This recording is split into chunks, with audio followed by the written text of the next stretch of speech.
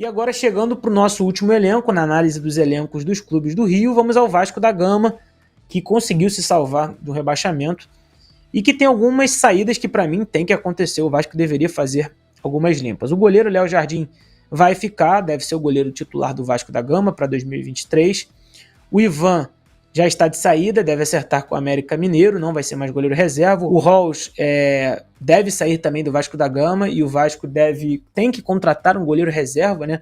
Eu acho que é muito importante o Vasco, ainda mais nesse ano que tem que avançar melhor na Copa do Brasil. Precisa contratar um goleiro reserva, assim como o Fluminense, então só ter o Léo Jardim, um goleiro da base, eu acho muito arriscado. É a posição em que o Vasco tem que dar uma atenção em goleiro reserva. Na zaga, o Maicon renovou até 2024, um jogador que chegou muito contestado e que deu conta do recado ao lado do Medel, e é impressionante como ele foi muito correto com a camisa do Vasco, como ele não se escondeu e de maneira muito justa teve o seu contrato estendido. Só que para mim o Maicon deve ser reserva desse Vasco se o Vasco contratar um zagueiro obviamente melhor que ele, né? Um zagueiro mais velho, ainda tem alguns problemas físicos, mas para mim tem que ficar assim no elenco. O Lincoln é muito novo, faz parte da base, não dá muito para a gente analisar, mas pode ficar ali transitando como um quinto zagueiro. O Robson já saiu. O Capasso, na minha visão, se o Vasco puder emprestar ou vender, deve fazer isso. Foi contratado a peso de ouro, não mostrou para o que veio, fez pênaltis, errou em vários jogos importantes. Não acho que o Vasco tem que ter tanta paciência assim, não. O Léo é o zagueiro que foi capitão em algum momento, depois foi para o banco com a chegada do Medel. Para mim pode ser um bom reserva no ano que vem. Não sei se o Léo tem que ser titular. Não tem nenhum Medel aí nesse elenco, né? Que ele está desatualizado no site do Vasco, mas Medel também deve ficar. O Zé Vitor e Miranda, se o Vasco puder fazer negócio com esses dois, a torcida não quer nem mais vê-los vestidos nem de ouro, né? Pintados de ouro. São jogadores muito irregulares, sobretudo o Zé Vitor, depois daquela briga que ele teve, discussão com o Verratti, acho que ele foi muito mal e o Vasco tem que fazer negócio com esses dois. Então é uma posição de zagueiro que para mim o Vasco deveria contratar um titular e mais um reserva.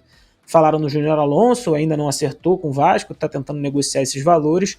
E também comentaram um pouco o nome do Kusevich, que é o jogador que estava no Curitiba, trabalhou com o Alexandre Matos no Palmeiras.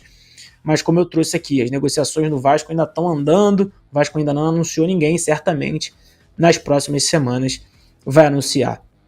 Para lateral direito, eu acho que é a posição que o Vasco não precisa contratar, porque é difícil, é mais não porque tem dois grandes laterais. Eu particularmente não sou fã nem do Puma Rodrigues, nem do Paulo Henrique, mas eu entendo a dificuldade no mercado de você contratar não só brasileiro, como no mercado sul-americano. O Paulo Henrique, o Vasco comprou por R$1 milhão e deve ser o titular, e o Puma Rodrigues ainda tem contrato, o Vasco investiu uma bela grana, então não sei se vai contratar. O Gabriel Dias saiu do Vasco, o Paulinho da base deve ser esse terceiro lateral direito, confesso que nunca o vi jogar. O Jefferson, lateral esquerdo, foi uma contratação do Brax, o Vasco fez essa contratação e até então não jogou, não fez nenhuma partida com a camisa do Vasco e já está de saída também, mais uma daquelas contratações misteriosas que o Vasco faz, né?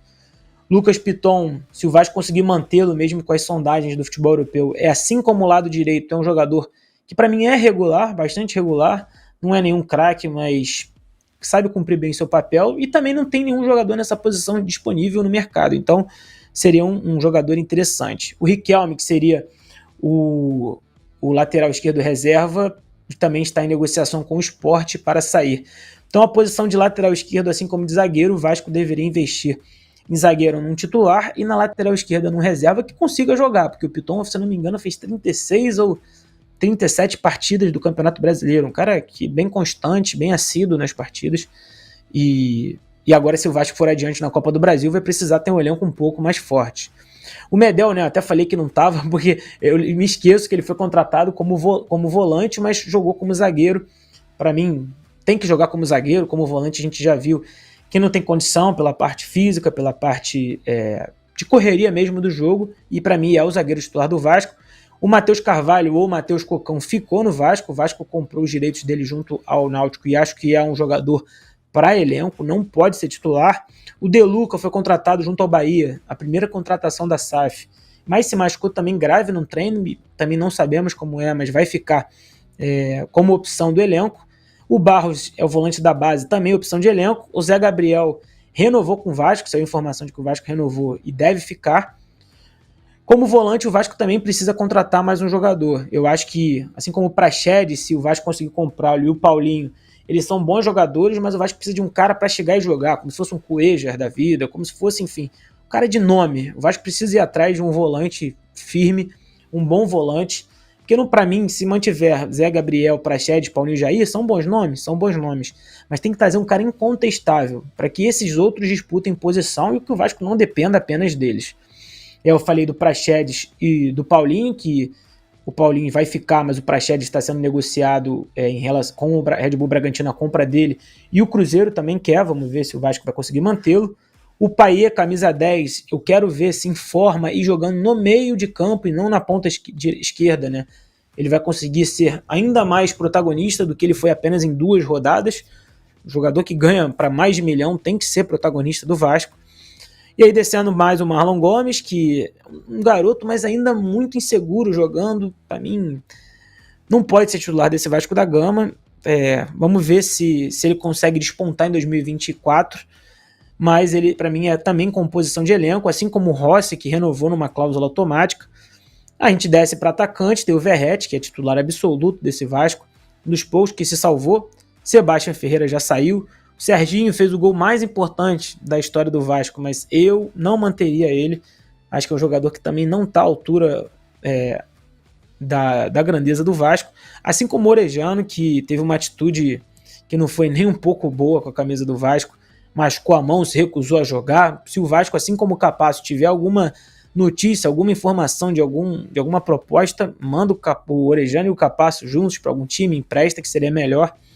Aí descendo o Alex Teixeira, já está de saída do Vasco. O Ryan é um jogador que eu tenho muita expectativa nesse ano de 2024. Ele que no momento mais difícil que o Vasco tinha, numa partida lá no Beira-Rio, o Barbieri coloca o garoto de 16 anos, ele faz um gol e quase vence o jogo para o Vasco da Gama. Tenho muita esperança nesse jogador, assim como o GB, que deve subir para ser talvez um reserva do Verratti, uma terceira opção. O Eric Marcos, se ficar vai ser bom, mas se for emprestado ganha rodagem. O Figueiredo, a torcida do Vasco, não quer mais vê-lo também pintado de ouro, mas não sei se vai receber alguma sondagem, alguma proposta de venda.